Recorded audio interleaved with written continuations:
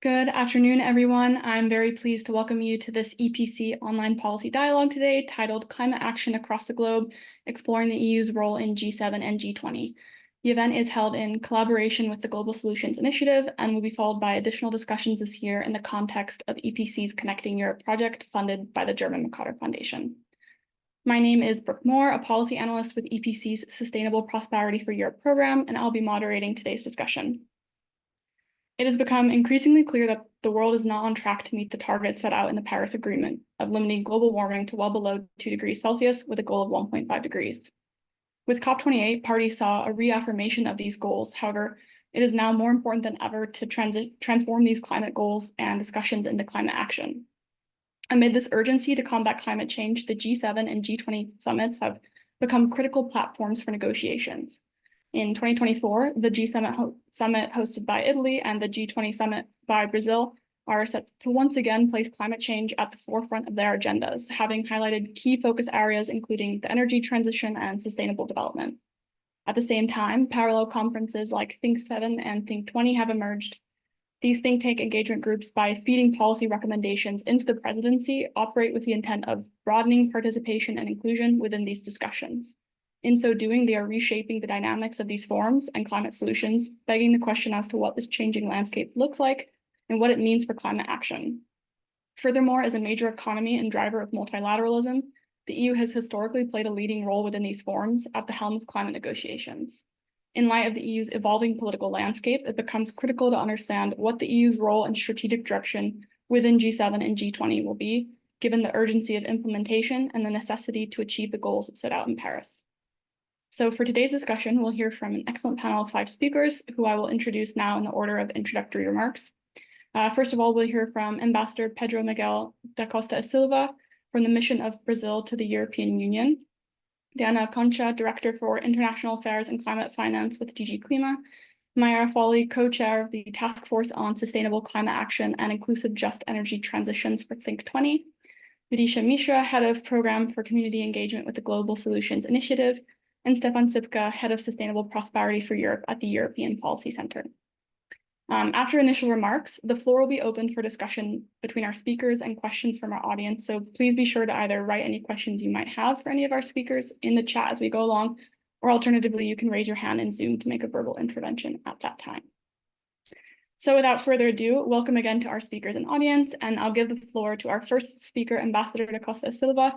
As Brazil holds the G20 presidency this year, it would be great to begin by hearing your thoughts on G20 this year and what role you see G20 playing in climate action moving forwards. Thank you. Well, good afternoon. I want to thank the European Policy Center for the invitation to participate in this conversation. And good afternoon to my fellow panelists. As you rightly said, Brazil this year holds the presidency of the G20. It's the first time. And we are in a series of presidencies by developing countries, which is also something that I think is worthwhile remembering. Why the G20 can be relevant and what we need to do. As you know, it represents 85% of global GDP and 3/4 of current greenhouse emissions. So I think that we can contribute. It's important from the outset to make it clear that we are not here to try to reinvent the wheel, nor to duplicate efforts that are being done elsewhere better than can be done at the G20, is to see where in the G20 we can contribute, boost current efforts. When we approached our presidency, President Lula tried to summarize how he sees global challenges with one word, and that word is inequality. The idea that in order to solve some of the big challenges that we have before us, and climate change is one of them, you need to solve the issue of inequality. We have 3 main general priorities for our presidency. The first, social and inclusion and the fight against hunger and poverty. The second, energy transitions and the promotion of sustainable development in its economic, social, and environmental dimensions. And finally, the reform of global governance institutions. All of this is tied together, and you can't really solve one without solving the other. But I would highlight, since we're having a discussion here on the issue of climate action, climate change, two of Brazil's initiatives. One is a proposal to create a global alliance to fight hunger and poverty. And we have created a task force that will be functioning only during this year to establish this alliance. And this alliance will not be only for G20 members, it will be open to other countries that want to join. And here the idea, as I said, you need national plans and to fight hunger and poverty, and also share experiences, because many of the challenges that we have with climate change now and in the future will depend on us tackling these two issues. And the other main initiatives is the creation of a task force for the global mobilization against climate change. And here I would highlight two ideas, if you want, two main ideas. One is to emphasize the role of national sustainability transformation plans and economy-wide platforms as a point of main attention in our work this year at the G20. And the second is a renewed agenda for the engagement of the financial sector in climate action. And we are going to do this in several ways. To give just one example, one of the important meetings of this task force will be together with the meeting of the finance ministers later in the second semester in Washington. And the idea of having some of these discussions mixing the finance track and the Sherpa track. I think also that we need to take into consideration the different realities, needs, and challenges of different countries. And again, here, the G20, with its widespread participation, can help us in reaching that. We're going to need to keep in track the not only the environmental, but also the social and the economic perspectives of sustainable development and the issues and challenges of climate change. And I would conclude my remarks, my initial remarks by saying that I understand that the EU and its member states are very much engaged in our initiatives in the G20. And that the reactions I have heard here in Brussels from EU colleagues has been very positive. And we are trying also to take into consideration the complicated geopolitical moment that we're living. And we're trying to stay focused as much as possible on concrete results and outcomes, not always in reaching consensus documents. I would stop here to facilitate discussion. Thank you very much. Thank you very much for this initial overview. And you rightly pointed out that these priorities and challenges are interconnected, and our discussions on the topic can't really be siloed, similarly to as our responses can't be siloed. And addressing these challenges, given the current geopolitical situations and these shifting landscapes, will definitely be something I think touched upon by other speakers. So thank you again. And for our next intervention, we'll hear from Acconcia, Director for International Affairs and Climate Finance with DG CLIMA. Thank you for joining us. I understand you'll need to sign off after your intervention. However, I think hearing about the EU's role within these forums and gaining insight into its strategic direction would provide a good basis for our discussion later. So thank you. The floor is yours. Thank you very much, and good afternoon, everybody, fellow panelists. Good afternoon, Excellency, Ambassador of Brazil, and thank you for inviting me to share the European Union perspective. I will try to give some glimpses, and then that can then stimulate further debate. And first of all, let me say that I very much agree with everything that the Brazilian ambassador said before me. on the role of the G20, on the contribution, and also the importance of this task force that Brazil has set up. And I think it was the first moment we saw it and we read the concept note, we thought this would be a very important moment for the G20.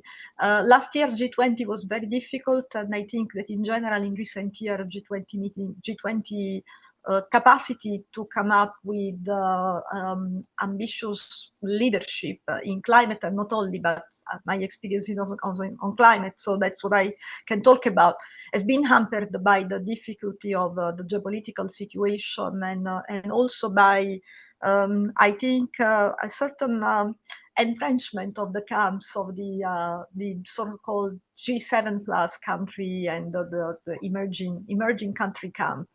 And this is only my second G20, but last year it was really very difficult because of that, and it was a great effort to manage to put some language of the leader that at least reaffirmed the G20 commitments to G20's commitment to ambitious climate action. But we couldn't say anything concrete. What the Brazilians are doing this year is very interesting and very useful, because they are trying to come up with practical suggestions on how countries can create ambitious domestic agenda that in turn interact with the international commitments that we are going to take, that implement the international commitments that we're taking, and that therefore become in turn a stimulus for further ambition. And this is what we should do when we look at how we can create this ambitious 1.5 aligned economy-wide transition plan, and create these economic platforms that should attract finance, and not only what is the typical development finance or public finance from developed countries, but finance in general, private finance, and also domestic resource mobilization, which is at the end of the day the spirit of Article 2 and 3 of the Paris Agreement. So I think that we have a lot of space to do very good work this year. Regarding the EU, what we can certainly contribute to this discussion is, first of all, our experience in being a leader in climate action, our experience also in how to convert the international commitments that we've taken since the time of the UNFCCC and then Kyoto Protocol, to transform them into domestic agenda, and then to enshrine this commitment into our law, and then to transform them in a further push for ambition on the multilateral scene. And doing that, setting a very ambitious course for us is also the best way to attract finance, because it gives investor, both industry and financial investor, a clear pathway, a clear idea that the road is set, that the objective is there, and that their investment are secure because the direction of travel is clear. I think also the European Union, with its diverse economic makeup, its different levels of governance, we have the central level, we have the member states, we have the local level, we can relate to a lot of the big G20 partners in the kind of challenges that all of us have to face in putting together these different levels of governance. And in the EU, we also have a different level of energy mix, and also, if you want, of development in a way. We have some economies which are still relying on coal, and that are struggling themselves to transition out of coal. We have a just transition agenda, which is very important, because we know that no transition can happen if some people and some regions are left behind. So I think that also in this sense, we can share experience. The other experience that we would like to share is the carbon pricing. As you know, this is the cornerstone of the European Union decarbonization policies. We started the ETS in 2005, and it has been an enormous success. the ETS sectors since its inception have decreased emission of 37%, but also with the ETS, we have collected a substantial amount of finance.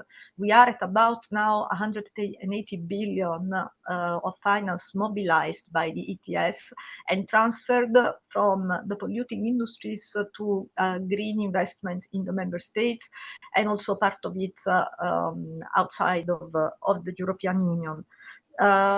We really think that this is the most effective way to eliminate emissions, and we want to share this experience. And we have also set up a task force now in the Commission to support all the countries that want to engage in carbon pricing policies or that want to enter the international carbon markets. And last but not least, in terms of experience, we also have the most advanced and ambitious sustainable finance framework in the world. I hear that today, actually, Brazil has published its sustainable finance framework. So I'm curious to read it and to see what the point of contacts are and how we can share our experience with the other G20 countries. So there's a lot to go by.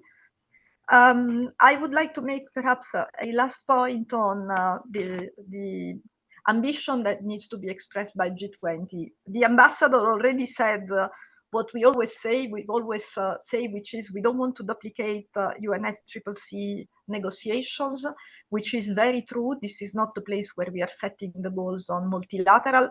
However, given the economic weight of G20 and their contribution to the global emission, I think that this year, more than ever, it will be important that the G20 express the way that they are going to follow up on the commitments that we took in Dubai last year, particularly on the energy transition, and also that we set the example for the kind of NDC that we are going to publish next year in advance of COP30.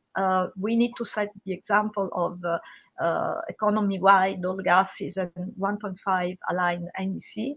And I hope that the work of the task force can also help us to identify how these NDC can not only become a reality, but also become an agenda to attract investment on the transition and away from the polluting sectors. I think that I will stop here, and unfortunately, on a while I will have to disconnect, but I'm happy to continue this conversation another time, perhaps after.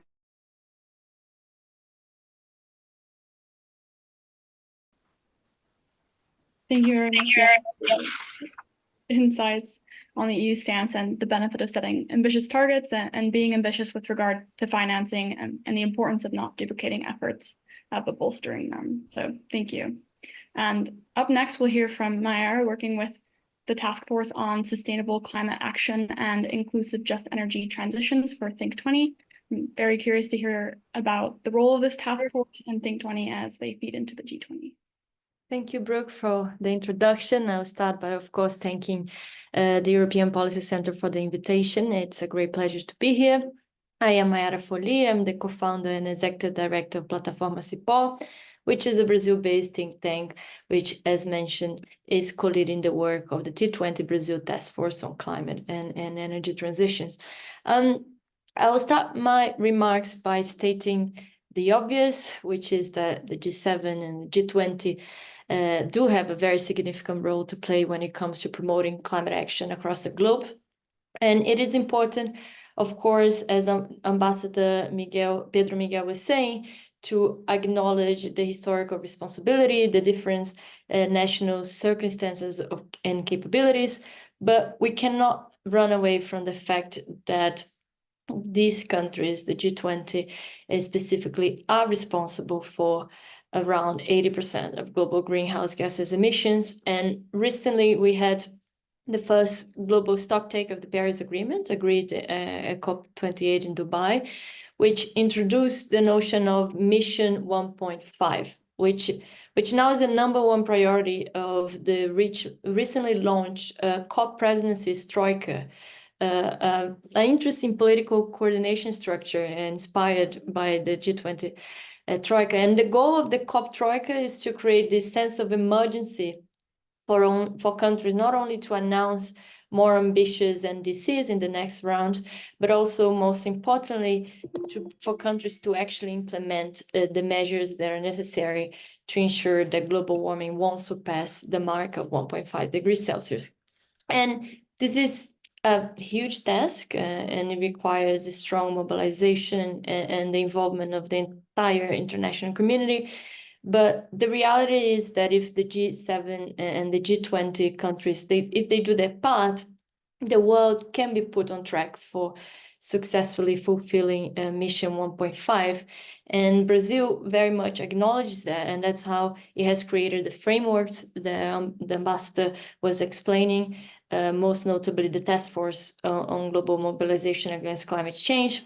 And in my view, this task force is interesting, not only for the two objectives that the ambassador also shared, the first one being to help countries develop national plans for promoting just energy transitions, and also setting the principles for accelerating structural changes in the financial sector, so the sector is more aligned with the goals of the Paris Agreement. But I think what is also important of this task force is that it aims as well to mainstream, first to coordinate, but also to mainstream climate in all of the G20 frameworks. So the discussion around development, agriculture, finance, investments, trade, the task force helps to coordinate these efforts to ensure that all of those different working groups that already exist in the G20 take into account sustainable development and climate considerations. And I believe when we take into account the goal of the Brazilian established task force, the EU, I see, has a very important role to play as well. Diana has already given some of the idea of the measures which have been implemented domestically within the EU member states, and it's important that the EU has taken the steps, for instance, to codify in its legislation the goal to reach climate neutrality by 2050, and also the intermediate target of reducing emissions by 55% by 2030. It's true that the EU is still not on track to achieve those goals, but emissions are falling, and there have been important measures taken place, including in the scope of the European Green New Deal. However, while the EU has made progress concerning its member states, in my view, the EU is still failing to consider and introduce policies to mitigate the adverse impacts that its decarbonization measures could have on developing economies, and especially the more exposed sectors within those countries. So we talk about smaller companies and lower scale producers. The introduction of measures like CBAM and the regulation on deforestation-free products, UDR, has been received with concern among the Global South. And I'd say the repercussions from those regulations have to some extent contributed to exacerbating a pre-existing scenario of distrust and division between developing and developed nations in multilateral climate and trade negotiations. Brazil is precisely one of the countries which have been critical of these measures, but it is also true that certain sectors of the economy do need to replace harmful and predatory practices to more sustainable ones. So I believe Brazil, as a country that historically has tried to put itself as a bridge between the global north and the global south, should take advantage of its G20 presidency to build consensus on what are the measures which are needed for the international community to strike a better balance between, on the one hand, the imperative to accelerate the transition to low carbon economies, but on the other, the need to address the potential negative externalities on vulnerable groups, especially within developing economies. I know there's been some attempts by the EU to establish partnerships to deal with these concerns. Diana mentioned some interesting initiatives in the regards, but much more needs to be done, and especially when it comes to generating the positive incentives such as financial, technological, and technical support to help developing economies, and especially the less resource groups within these economies, so that they are able and they have the necessary tools to adopt more sustainable and 1.5 mission aligned policies. And in this context, to conclude, I believe the civil society and especially think tanks and academia do have an important role to play. We are independent from governments and from industry, and this gives us quite a lot of flexibility, not only to collaborate with actors in all G7 and G20 countries and beyond that, but also this allows us to think creatively on how to foster greater international cooperation, including at the state level, to overcome some of the challenges that I mentioned. And this is what we are trying to do at the T20 Brazil. Our climate task force alone has received over 200 policy brief proposals, which cover a number of issues ranging from energy transition to bioeconomy, sustainable infrastructure, climate finance, climate justice, technology transfer, among many other things. And we know, of course, that policymakers won't necessarily be able to read 300 policy briefs or even 1,000 policy briefs if you consider the whole of the G20 process, but we are working on summary papers and on short declarations to summarize and put forward the key proposals submitted by think tanks from all over the globe. And the good news is that Brazil has demonstrated an interest in debating this proposal and also forward them to the relevant G20 frameworks. In this regard, I would like to say how important it is the initiative that Brazil has put forward, the G20 Social, which aims to ensure social participation across all of the G20 work. So this process, along with the engagement groups like the C20, the T20, Business 20, Women 20, I think we do have a significant window of opportunity to engage now with Brazil, and we hope that this is something that will be carried forward throughout the South African presidency, but also all of the incoming G20 presidencies. So thank you once again for the invitation, and looking forward to the discussions at the end as well. Thank you, Maiara, for this introductory remark, and that the EU has made progress for member states, but perhaps not enough focus on the impacts of these actions on economies outside the EU is an interesting point to explore, and this need to understand negative externalities of climate actions to ensure a just transition for all. So I think this will be an interesting topic to delve more into it during the Q&A, and also perhaps into these recommendations you referenced from T20 during our discussion. So for our next speaker, we'll be hearing from Vidisha with Global Solutions Initiative. Given GSI's history of work related to G20 and G7, I'd be very curious to hear your thoughts on the role these forums play for climate negotiations and their progression, perhaps a bit more on G7 specifically to round out what we've heard so far, and also touching upon the role of the EU within them. So thank you. The floor is yours. Thank you, Brooke, and thank you for the invitation. Hello to all my co-panelists and to everyone watching. My name is Vidisha, as Brooke mentioned. GSI has been working with G7 and G20 since Germany's G20 presidency in 2017. The good thing about being the last speaker is that I will be underlining and sort of summarizing many of the points my panelists have already mentioned. I suppose the good thing here is that it seems that there is consensus on at least a few things. One, of course, is the diagnosis. The diagnosis is clear. We're all falling short as far as the implementation of the Paris Agreement is concerned, as well as the progress towards the SDGs. We also have consensus on the fact that the current economic system is not fit for purpose. It's not working for people. It's certainly not working for the planet, and we need to do better. We sort of reiterate the fact that it's not just one crisis that we're dealing with at the moment. We're in a world of polycrisis, and therefore the role of multilateral institutions like the G20 and G7 is even more significant at the moment. I don't need to repeat the data that everyone has already sort of touched upon. The G20 represents 85% of the GDP, 60% of the world's population, 80% of the planet's greenhouse gas emissions. It's also the converging group between the G7, G20, the BRICS. I consider myself an optimist, and many of us working in the sector have to be.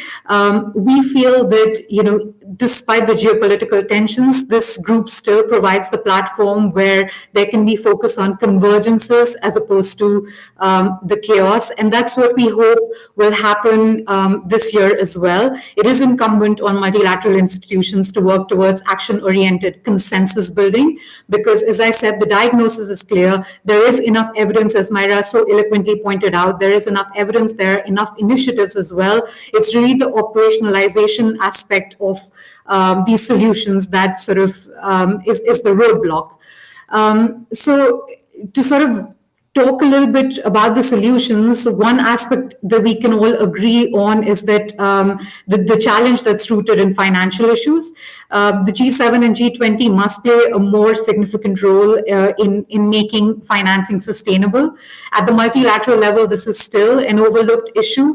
And it was great to hear the ambassador speak about the convergence of the finance and Sherpa tracks and the centralization of the sustainable finance policy topics there as well, which is really crucial. At the G20 level, there's also already been enough consensus on the need to grow global renewable energy capacity by 2030. In New Delhi last year, the G20 leaders committed to pursuing efforts to triple global renewable energy capacity once again, but this will involve investing in clean energy manufacturing and deployment, creating jobs, and fighting climate change. Again, these are multi-sectoral issues, and no one sector or geography can tackle it alone. This is, I suppose, where we see the complementarities between G7 and G20. We do, as Maiara again pointed out, there is a need for the G7 to take the lead in global stocktake and acknowledge the shortcomings in delivering on the goal to limit global warming to 1.5 degrees Celsius. We know that the convergences between G7 and G20 can be built on through the T7 and T20 processes. As some of you may know, the T7 and T20 processes or engagement groups are the only ones that don't advocate for specific issues. We stand for the science and the evidence, and we try to make the science and evidence as accessible to policymakers as possible. Now, I'll go a little bit more into the different ways of doing that. But before that, I do want to touch upon the point that the ambassador already sort of made, and as did Maiara, there is a need to make sure that we're not reinventing the wheel constantly across presidencies, because at this point, there is enough consensus, there are enough policy gaps and solutions towards them that have been identified across presidencies. The fact that we have this troika of developing countries working towards these solutions once again is more of a reason to consolidate efforts and build coalitions as opposed to fragmenting the agenda further. We see the role of engagement groups like the Think20 and Think7 as the groups that can really do that, because, as I said, these are not engagement groups that advocate for some specific issues as, say, the Labor 20, Business 20, or even Women 20. We really just focus on the science and the evidence. And to this point, as Maiara mentioned, the T20 communique can provide evidence-backed concrete actions towards the task force on global mobilizations against climate change established by the Brazilian presidency, but more so work more concretely with the South African presidency to make sure that that this task force doesn't just end with the Brazilian presidency. To your question, Brooke, on the role of the G7, as I mentioned, I think there is the need to acknowledge that G7 stands as a group that can support the G20 better. With the addition of the African Union Commission last year, the G20 has an ever more important role to play on the global arena. The G7's role here can be in terms of making sure that the tech transfers, the mobilization of investment, all of that's already been committed is actually being made operational, and to support the G20 in that regard. So I'll stop there and I'll wait for further questions. Thank you. Thank you very much for this insight into the significance of these summits, but that our economic system isn't working and requires reform and more generally operationalization of our goals. Reform is a topic we're hearing discussed more and more, and was a priority at both G20 and G7 in one form or another. So understanding not only what reform entails, but how to achieve it will be critical. So I look forward to hearing a bit more about this in the discussion. And for our final speaker now, we'll be hearing from Stefan with the EPC. And then to segue this conversation into a discussion, I'm curious to hear your thoughts more generally on the EU and its role in climate action. So thank you. Thank you very much, Brooke, and good day to everybody. And I'm happy to share a couple of remarks before we move on to the Q&A and continue with the discussion. I would indeed.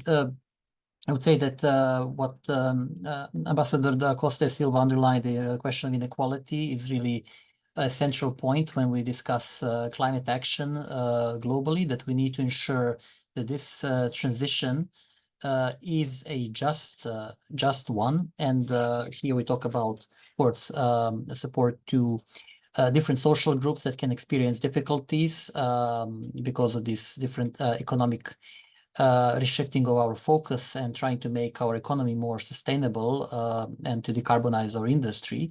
But also we need to talk about in terms of investments, new jobs, new industries that can be there and create possibilities for different regions, different countries across the world to prosper.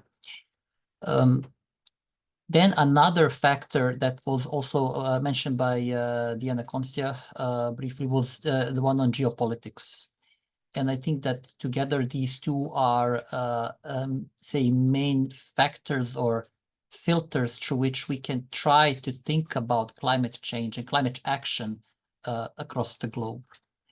We are living in a different world now compared to a couple of years ago, where inequality was a constant issue and something that was discussed in many different COPs and different kinds of multilateral fora. Now we have another challenge, which can also be an opportunity, which is which is basically rising geopolitical tensions and shrinking multilateralism. This, of course, was triggered or mainly, I would say, caused by Russia's invasion of Ukraine, where suddenly the impossible became possible to have this kind of a major scale conflict in a globalized world with a globalized economy. And that caused major disruptions and strengthened this narratives are centered around security, geopolitics, secure supply chains, although certain discussions around this started even earlier during COVID. And of course, the let's say, greater prominence of geopolitics and economic security started to become an issue more broadly discussed even before, especially after the first presidency of Donald Trump. So a number of factors led to this new situation, which would be which had been unrecognizable, let's say 5 or 10 years ago, where the main focus was on free trade and multilateralism, and these were the main topics also to discuss how do we achieve climate action and also equality in the process. When we talk about, and all of this is connected with financing, of course. Both of these factors are related to financing, both public and private. I would say when it comes to geopolitics, another point is that we're now discussing, for example, about de-risking supply chains. We are discussing it is more difficult to achieve absolute gains. We focus on relative gains. States focused on their own national economies. The WTO is losing its influence compared to what it used to have. So in that, and of course there is a conflict not just in Ukraine but in a number of points across the world and the regions around Europe, in particular. So this is something that is in a way making it more difficult because, and I would focus here on the role of the EU, and we talked about G20 for a while, but I will also emphasize the importance of G7, also because G7 is comprised of countries that in a way are geopolitically very much aligned on the same side. And so we can talk about it in terms of economies, but also in terms of security, and also what their role is to support G20 and other countries in the climate action, or in the transition to, say, more decarbonized economy worldwide. I would say that all these developments, which are broader developments, are and this is, I mean, not such an optimistic appraisal of the situation, but I think we need to face it.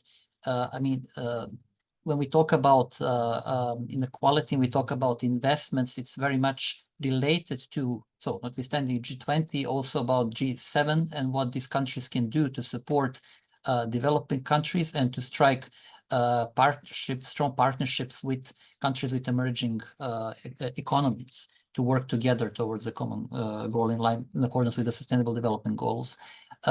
There is when it comes to the EU, there is an ongoing green backlash, for example, where we see that the enthusiasm that was there 5 years ago is not really there anymore. And the Green Deal, which was the top strategy, meant to be the top policy strategy compared to all other policies in the EU, is now becoming a bit less prominent. Doesn't mean that it is not important, but it is becoming more and more one among the equals in terms of different priorities.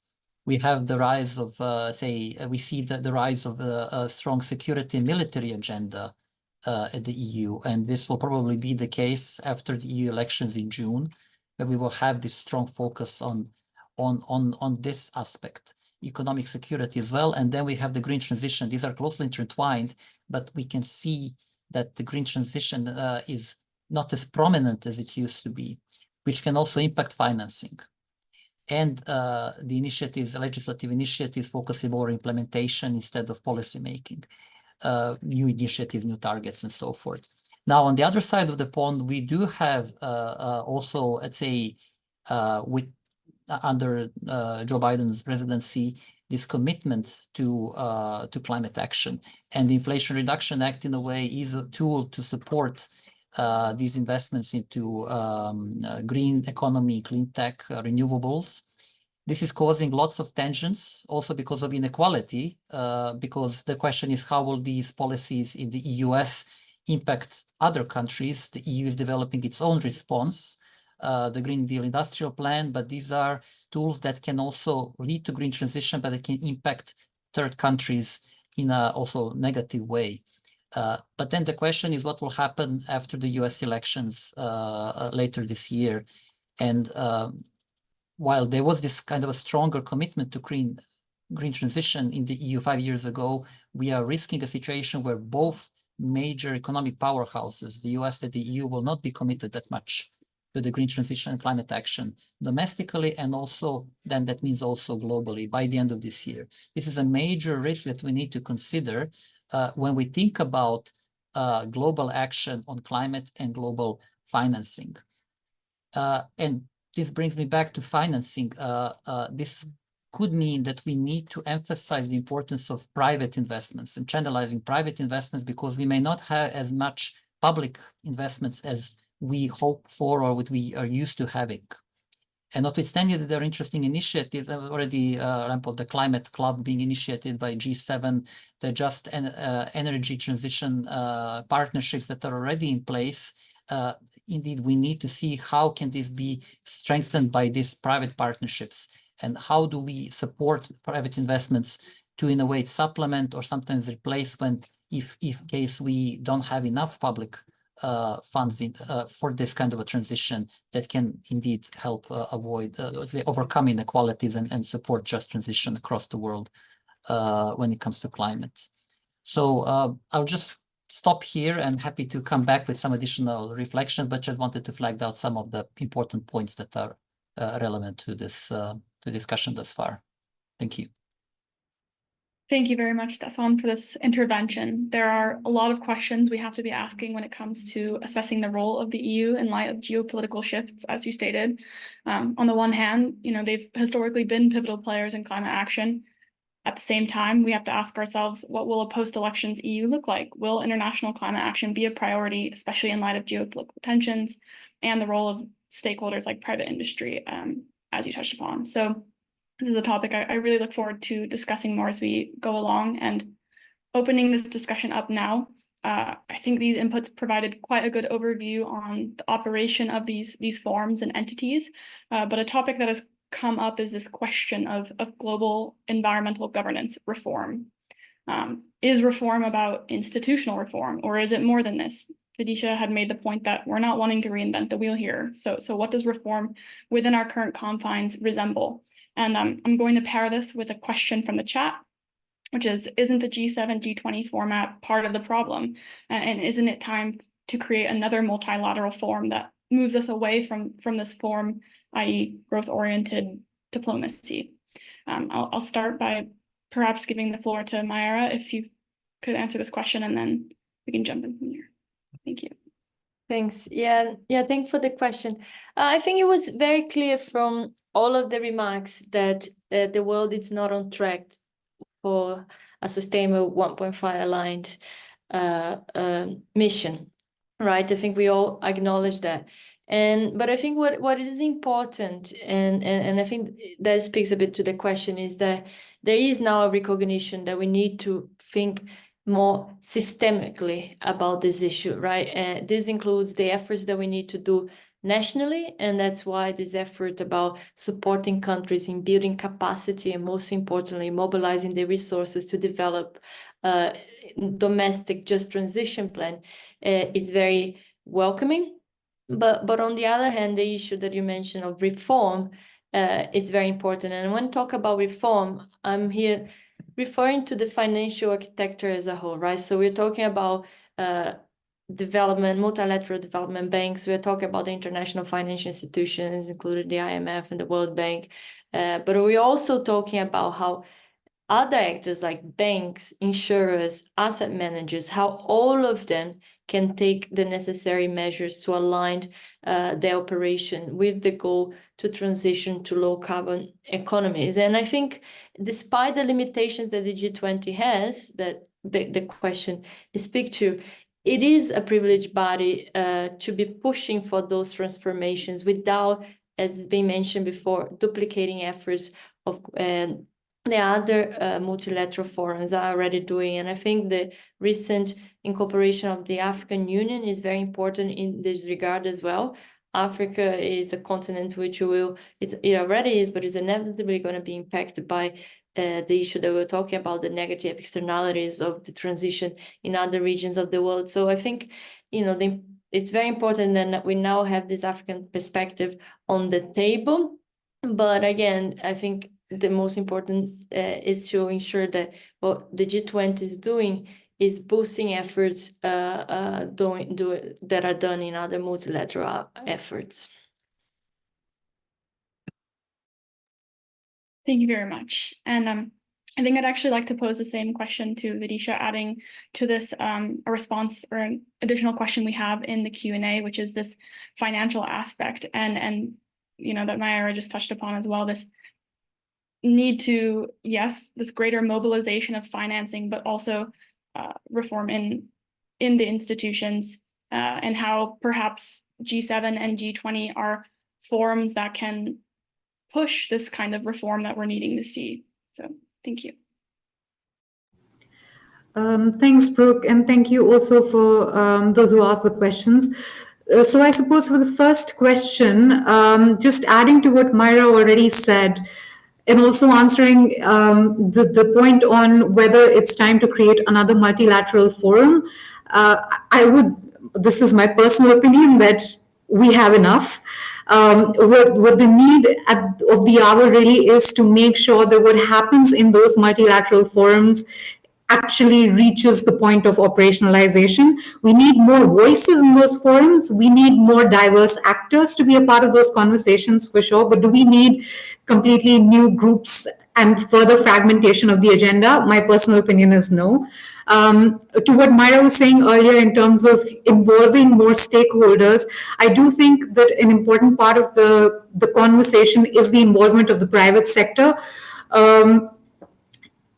I feel that business as usual is not an option, but business as usual is still happening. And a part of the problem is the framing of the conversation is often, as I think Diana pointed out, the division of camps. There is an emerging economy camp and there is a G7 camp. Similarly, there is a business camp that speaks only to profit, and then there is a camp that wants to speak for climate justice and climate action.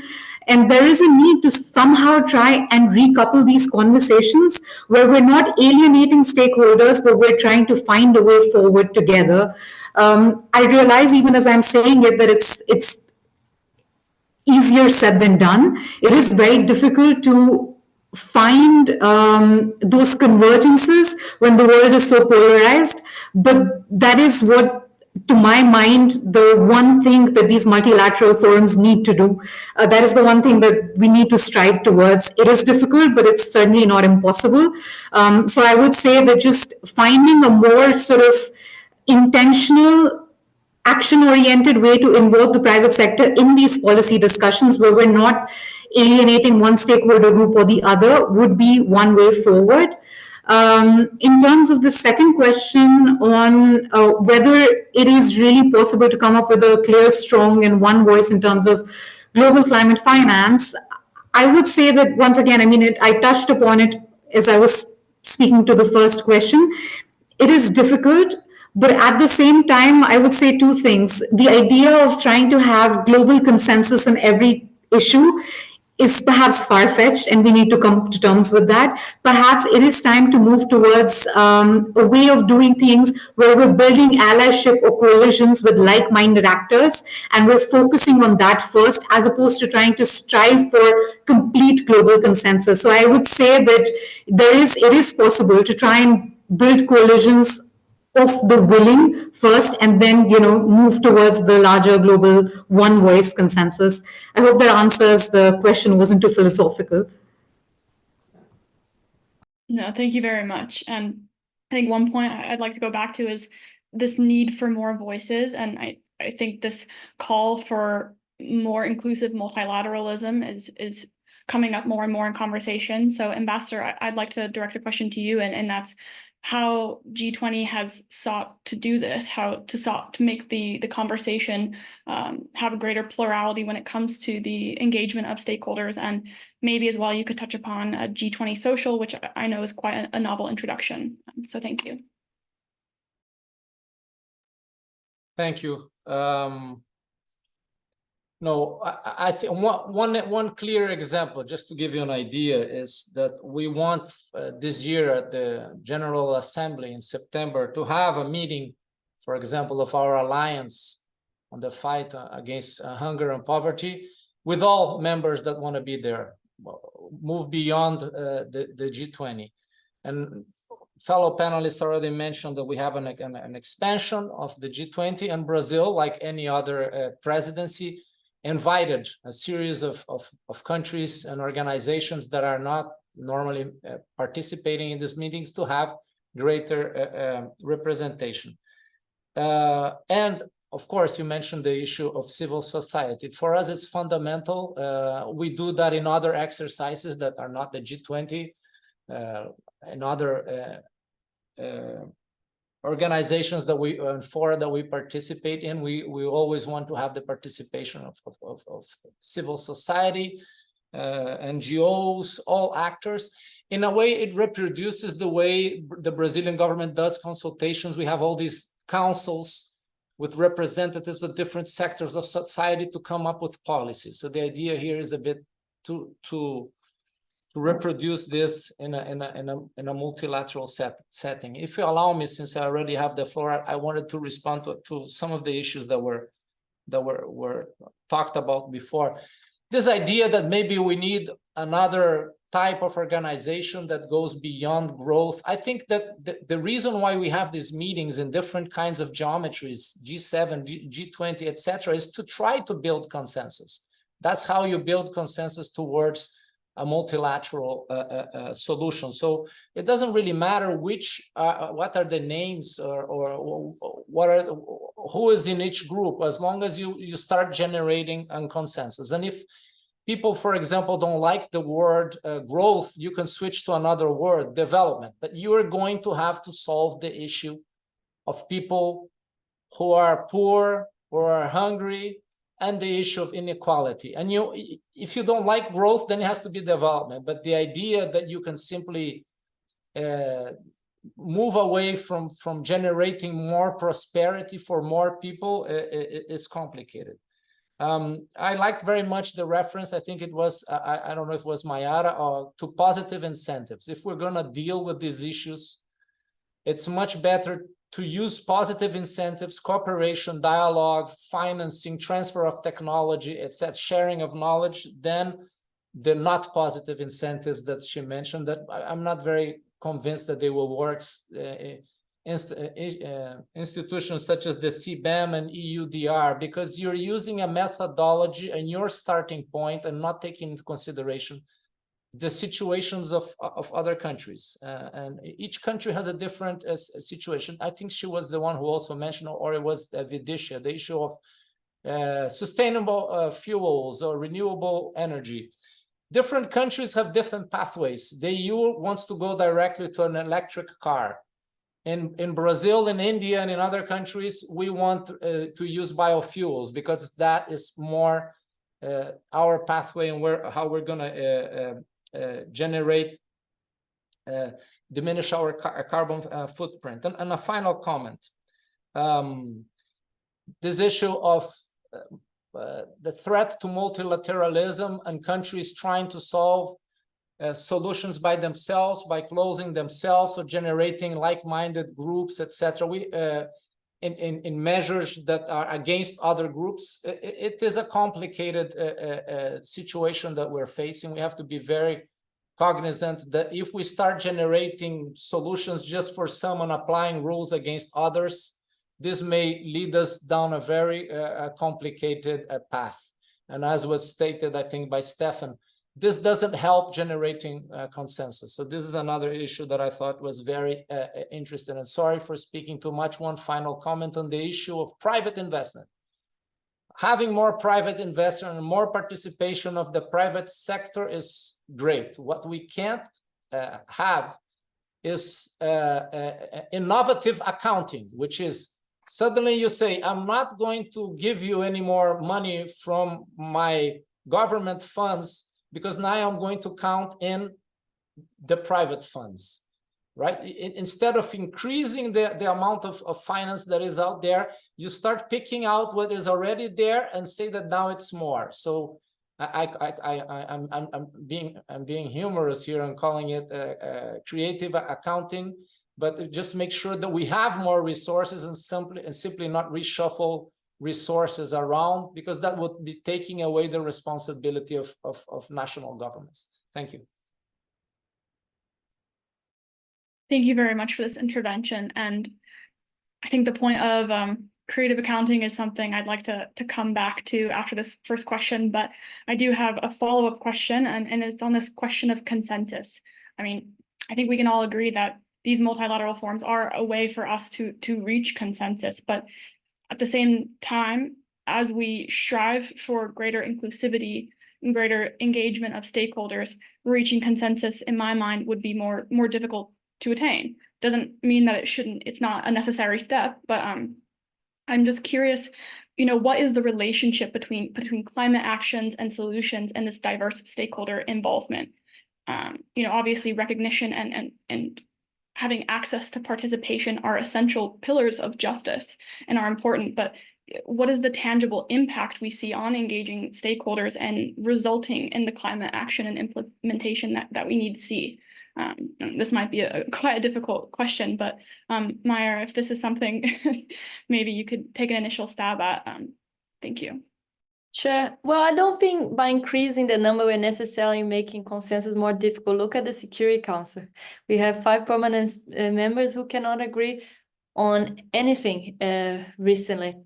I do believe, and actually we are part, Plataforma Cipó is one of the organizations along with the UNA UK, United Nations Association UK, and Strategy for Humanity of an initiative called Blue Smoke, which calls precisely for the democratization of global governance institution, especially the UN system. I believe that we cannot solve a lot of the problems we have today if the structure of those institutions, which were developed a long time ago and no longer reflect the current reality, if they don't change. And this is very stark when we look into leadership positions, right? A lot of the UN agencies, including the ones dealing with the issues we are talking today, climate change, sustainable development, etc., are still sometimes monopolized, but also by a small number of states from the developed world. If you look at the IMF and the World Bank, it's starking the contracts that you have in the leadership position. Again, Europe and the US with prominent position, and developing economies not so much. And this reflects on their boards, and this reflects on how they operate in the quota system and how the special drawing rights mechanisms operate. So when we talk about, I think the issue of more representation, it's actually addressing those. The lack of representation is, in my view, a necessary solution, and not only to increase the legitimacy of those institutions, but also to increase the operational effectiveness. But I think, again, we should not limit ourselves to states' participation, right? I think there's still a lot more to do when it comes to participation of think tanks, civil society, scientists, the private sector even, both in instance like the G20, although the G20 is quite interesting because it has a whole set of engagement groups, but also at the UN and the Bretton Woods institution as well. So again, I think it's directly connect, and if we do not do those reforms that are needed to have a broader range of views, I think we might be insisting on solutions which are not necessarily the solutions that we need to ensure that the Paris Agreement's goals are implemented. Thank you very much. And I'd like to go back to this question of creative accounting now within the same line of thinking, and goes back to an earlier point that G7 can perhaps be seen as having the role of supporting G20 in achieving climate goals. As the role of the EU is shifting, what support really entails. We've heard the point that financing needs to be increased, but as the EU's priorities are shifting, this might be easier said than done. And as the EU works to even finance its own initiatives in the context of climate action, we're also seeing emerging economies become incredibly powerful agents of climate action. And so in my mind, this question becomes, what role do we want the EU to have? Do we want them at the helm of climate negotiations? And what does reform in this regard perhaps look like? So I'd actually be curious to hear from all of our speakers on this question. So Vidisha, maybe if you wouldn't mind starting, and then we could go around. Thank you. Thanks, Brooke. Maybe I'll be very brief on this. To my mind, Brazil's COP presidency next year, following this year's G20 presidency, is an incredible opportunity to do things differently as far as climate negotiations and processes are concerned. I don't necessarily think that the world views the EU as the leader on climate action anymore, to be very honest. As I reiterated in my initial remarks, I feel that there is an increased there is a need for increased acknowledgement on the G7's part of the things that need to be done, or on G7's behalf. But at the same time, because your question was about whether the EU should be at the helm of these negotiations, not necessarily. There are really important emerging economies that are taking a stand, and I think it is time for the EU to also concede space to let those voices come to the forefront. To build on Maiara's point on more inclusivity in these conversations, I think that to me has two implications. One, we need more innovative solutions, which perhaps broadening the number of actors that are involved in these conversations can help us with. And the second aspect to me is, I think there are enough initiatives and enough activities at the moment that try to bring different actors to the table, but many of them remain tokenistic. I feel that to be the case for a lot of youth-led engagements, for instance. There's an increased acknowledgement of how young people need to be at the forefront of many of these climate conversations, and they are, but at the same time, there's no power sharing or co-leadership. Their involvement is often tokenistic. So I suppose we need meaningful engagement from different actors, from different geographies as well, and not just sort of have that to be in a tokenistic way. I'll stop there and hand over back to the other panelists. Thank you very much. And Stefan, I think I would pose the same question to you as well. What this shifting role of the EU and what we really want the role of the EU to be in light of these challenges. Well, I think we indeed need to be ready for a scenario where the role of the EU diminishes or diminishes even further. And again, we need to see what will be the role of the US in global climate action.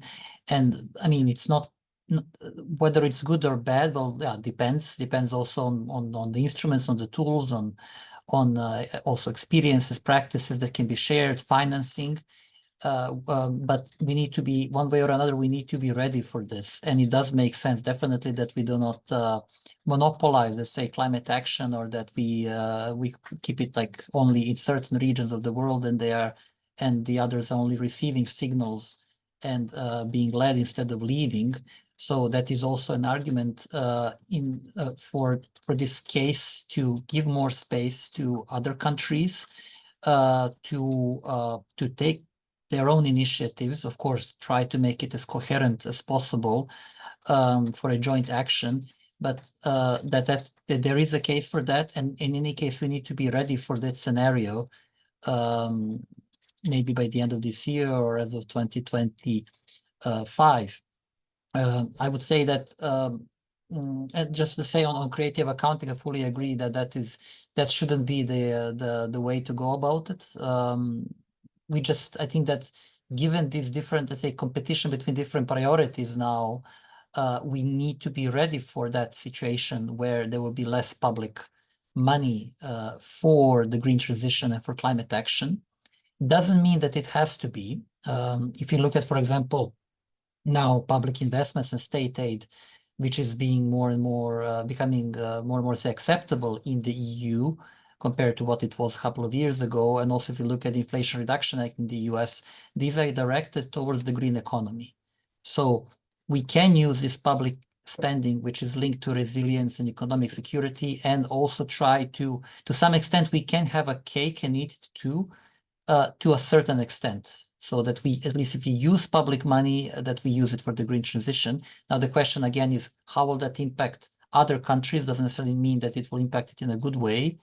But still, we can't go all the way with this. We need to be ready for more private investments, not to replace or just to end up with the same balance in the end, but hopefully to keep the current level of spending investments, but also to increase it and not to play with the numbers indeed. And when it comes to private investment, just to say, I mean, then definitely I think what the EU has been doing on sustainable finance at home could be an interesting case. And also we heard that Brazil is taking similar steps, developing its own initiatives. It's important to agree on what are sustainable investments, and to see how do we integrate these concerns about climate risk into the financial sector, into insurance policies, credit ratings, and so forth, to ensure that in the end, the investments that go to other that actually they are aligned with our climate objectives.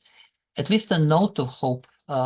If we have this kind of different realignments, geopolitical realignments, that could be indeed an opportunity for some emerging economies and developing countries to strike stronger partnerships with countries like the EU and countries like the US, because they would like to de-risk their supply chains. So that could be an opportunity.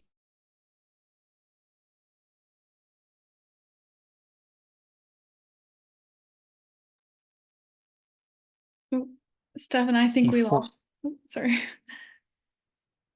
I think we lost you for 1 second there, but you're good now. Sorry, we actually can't. I think your audio has gone off. Well, perhaps we can come back to you, Stefan, and I'll bring this around to Maiara now. And I'd actually like to tag on to this question. So yes, the role of the EU, whether it be providing financing, et cetera, but I would be curious to hear your opinion on the role of the EU when it comes to reform, either as a driver of reform and change, et cetera. I think that would be an interesting perspective to hear your thoughts on. Thank you. Thanks. In relation to the first point, I will just re-emphasize the issue of positive incentives, right? That we need to acknowledge this. Different countries have different circumstances, so providing capacity building, financial support, but also the issue of technology, co-development, technologies transfer is absolutely essential, especially to allow countries to implement their own national policy and program. And why do I say that? Because it will be, each country will know which sort of projects and what type of sectors are the most urgent to receive support and finance. There are countries like Brazil, many others who have, for instance, ambitious and detailed deforestation programs. There are countries who already have traceability systems. Allowing them to improve and develop and implement those plans they already have through the correct type of incentives, in my view, is the way forward. When it comes to the reform issue, I think one issue that I think we mentioned, but we haven't really explored much is the issue of debt. We are now in a context where around 60 countries are highly indebted, which means that over half of the world's population live in countries which spend more money on debt than on essential services like health and education. So when we talk about the reform of international financial architecture, in my view, how to address the issue of debt to allow countries to have the fiscal space to invest in the just transition is absolutely crucial. And I think the EU should be pushing this agenda as well, because if we don't not address it, countries won't have the means of implementing the just transition. And finally, the point on private versus public, I tend to agree that we need to make sure that by not emphasizing the importance of the private sector, which we all acknowledge, that we don't take responsibility from national governments. I think we should re-emphasize how important public investments are.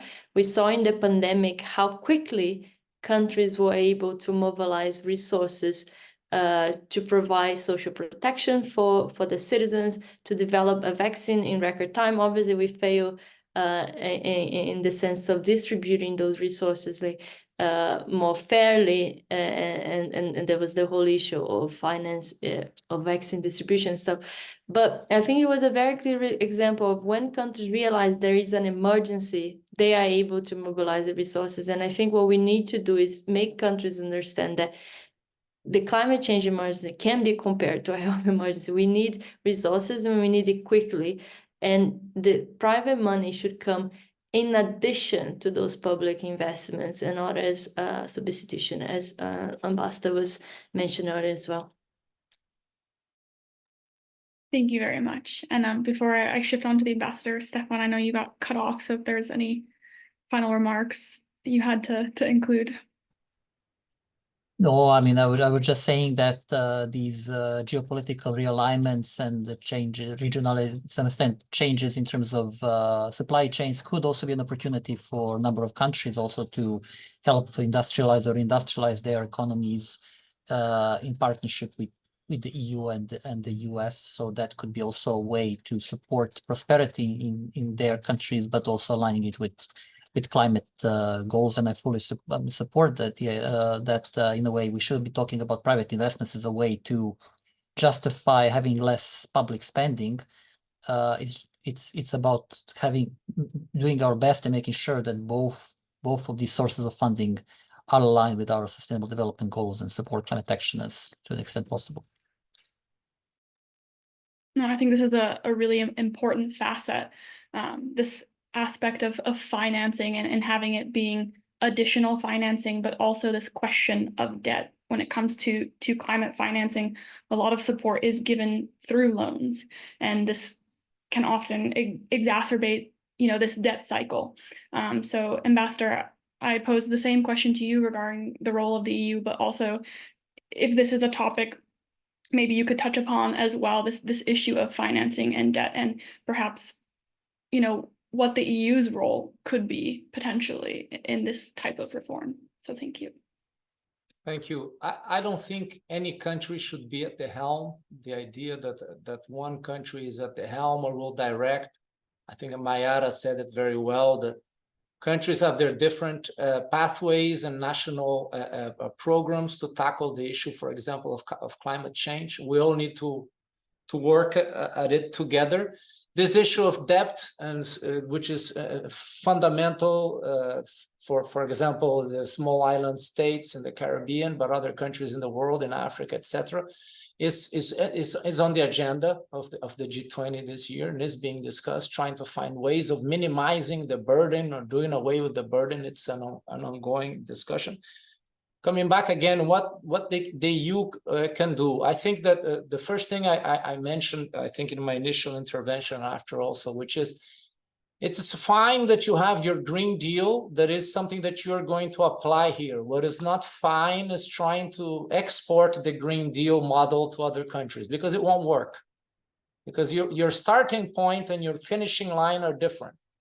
Maybe we will all go in the same direction. If that's what I always say in my events here in discussions with my European counterparts, is just have clarity that this is not something that you can export. The idea that you are going to apply your regulations and your concepts to other countries may not always be the best way to go. So the best way to go is to talk to your partners and work together in a cooperative fashion to reach the best results. And the EU can do that. Now they have this idea of the Global Gateway, Team Europe initiative. As long as there's new money, fresh money, it's not just reshuffling around, it can be very useful, but it won't be enough. And a final word on this issue, again, of this new agenda, this new world, this new geostrategic, geopolitical moment. Nothing, if countries want to, near shore, friend shore, and have this huge subsidies programs to finance their transition, maybe that will be the way for them. It won't be the way for most of the countries in the world that won't have the deep pockets to do that. But we have to be careful that when you do that, you don't create disincentives for other countries. For example, the issue of trade and trade barriers, because that will only make it more difficult for everyone. And I would close with one comment I think everybody made here, which is, we know what are the differences in visions about who has to do what in terms of the Paris Agreement agenda. And that's what the kind of differences that we're trying to bridge and find ways to solve. But it's there from our side. We always talk about the lack of financing, lack of technology transfer, etc., recognition of the traditional knowledge, etc., etc. So, and maybe what we have to be careful, one thing that was said, we want results at the end of the G20. We have the Summit of the Future coming up now also at the UN. But we have to make sure we don't create these new, if you want, targets or new groups or things that take away from our original mission and what we already know that we have to do. Because sometimes we're making all these smoke and mirrors about things. The news, a group of countries came together and announced that they're going to do this. Now we're going to have more private investment and this and that. But you can't. You have to keep clarity on what are the main goals that you need to accomplish and that were already stated and agreed to. And that's the main challenge that we have before us.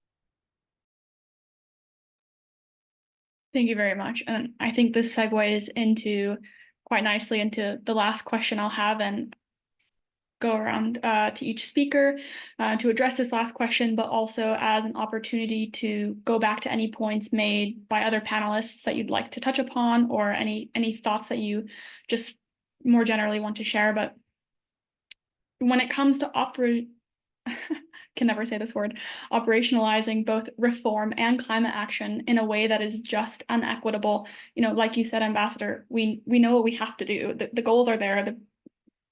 So what are tangible steps you feel we need to see? What do you hope to see culminating from the summits this year? And are there any specific agenda items on the table that are promising for climate action? Maybe a bit more positive note there. But like I said, if we could go around to all the speakers, and this will be the final introduction. So perhaps we could start with you, Vidisha, and then go around. Thanks, Brooke, and thank you so much for all of the very insightful interventions that I've heard so far. So to answer your question, Brooke, one thing that I hope that does happen this year is that there's more interlinkages between what comes out of the G20 summit and what from Brazil and what comes out of the G7 summit in Italy. Both processes are happening full on at the moment. We're involved with the T7 process and the T20 process. As Maiara mentioned, there are a significant number of policy proposals emerging out of both processes. It's impossible to really keep track of every single one. So we hope that there is a way to consolidate the best, most policy relevant, most evidence-backed and operational aspects of those policy proposals. And then there is more dialogue between those processes. We also hope that whatever emerges out of both the G7 and G20 summits does not get lost in the handovers to the next presidency, because I think it has already again been diagnosed that often there's a lot of reinventing of the wheel across presidencies, and frankly, we're out of time, so we can't afford to do that anymore. One thing about, and I really appreciate the sort of focus on consensus building. I think it is easy to get disheartened, and if you look at a lot of the recent UN processes, including the pandemic accord, for instance, it is very hard to come to consensus. It is difficult, but that's no reason to give up hope, and we continue to strive for it. I would, however, focus on the fact that in order to achieve that consensus, we should try not to dilute the agenda too much, because often, sometimes when we try to get everybody to agree on something, the agenda itself gets diluted, and we've seen that in the UN processes. So that would be something just to kind of flag against. Yeah, I'll stop there and look forward to the other panelists. Thank you very much. And on that topic of, the handover of presidency, Ambassador, if you'd like to take the next step on this question. Thank you. That was the only difficult question so far, because it's very difficult to choose. I hope that, I think if I had to wish for something, would be that at the end of our presidency of the G20, we have managed to help some countries develop their own pathways or help them with their national strategies, be it in the issue of climate change, or be it in the equally important area of the alliance against hunger and poverty, because this is all intertwined. So I hope that if we can help countries or inspire them, share information, help them also, all different ways, that I think will be a very positive development. But my list would be quite a long one, but I will stop here. Thank you. Thank you very much. And passing it over now, Stefan, if you have any last remarks or any thoughts on this matter as well. Thank you. And I would just say also very broadly that what I hope is that we, first of all, keep the level of commitment that we currently have, because it can always rain. And then to see how we build on that and really try to implement the vision that we've already set forth. And we try, when new initiatives arise, indeed, what was said before, that we try to connect them and that we keep the main trend line in mind. I think it's important indeed to see how we develop these some of the ideas and initiatives that were already put forward before.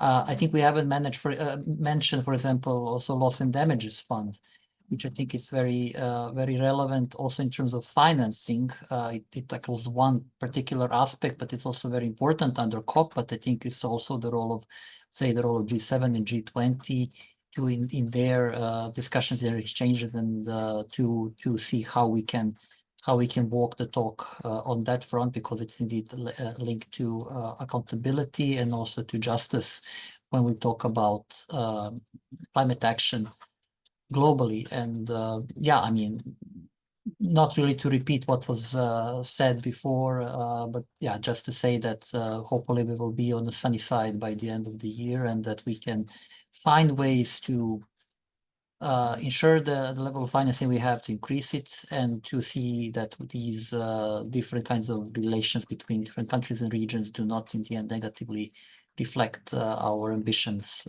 on climate as a more broader concern that also stretches beyond this year. But I think it's important to keep it in mind. Thank you. Yeah, I agree. I think loss and damage is quite emblematic of these challenges that we've discussed with regards to climate financing, and agree that it would be great if these summits result in financing that matches our ambition. So Maiara, if you have any final thoughts on these questions, thank you. Yeah, no, just agreeing with previous speakers on first the issue of accountability and continuity, right? Making sure that what we discussed this year is followed through the future presences, and we in the engagement groups, T20 and others, will be working on that, and we hope to be collaborating on that front. But in terms of what things to focus on, just agreeing also on the need to focus more on first on the structural changes, so and avoid the solutions that seem appealing at first, but can be cosmetic at one moment. So we have pledges here, pledges there, which at the end are non-legally binding. We all think we're doing something good, but no one follows this through, and then we get stuck on this cycle of new announcements. So I would really urge everyone to focus on, as Ambassador said, on things which already have been agreed on. Last year at COP, it was last year, we had, very important announcements, the commitment to triple renewable energies, and the commitment to double energy efficiency, for instance. These are very concrete commitments that the G20 task force can help push and materialize. We of course have the new rounds of NDC, and as Diana was mentioned earlier, making sure that G20 countries follow the example, set more ambition NDCs, so that we can arrive at COP30 with a better landscape that we are today. And then finally, obviously, the issue of finance this year, with the COP being all about finance and setting a new collective quantified goal on finance. It's really important that countries, especially developed nations like the European Union, provide the leadership on announcing robust commitments and public commitments, right? Public in terms of public funding, to make sure that at the end of the year in Azerbaijan we have a more ambitious finance target, as opposed to the 100 billion annually, which we know that is very insufficient to deal with the climate crisis. So really focus on what has been agreed and on the processes that are there. And yeah, that's it. Thank you very much for this final intervention, and I think summarizes quite well this need to see implementation, or walk the walk essentially. So thank you very much, and thank you very much to our speakers for these final interjections and our conversation today, and the audience for their engaging questions. We are at this pivotal time when we risk missing the mark on climate action, and these conversations help to understand how we can better use the tools at our disposal and the tangible steps we need to see from actors like the EU, etc., to achieve these targets that we have and we know we need to achieve. So our discussion today has positively shed light on what reform means and how this will impact climate solutions that are more equitable and inclusive. So thank you all again for this discussion, and wishing you a good rest of your day. Thank you.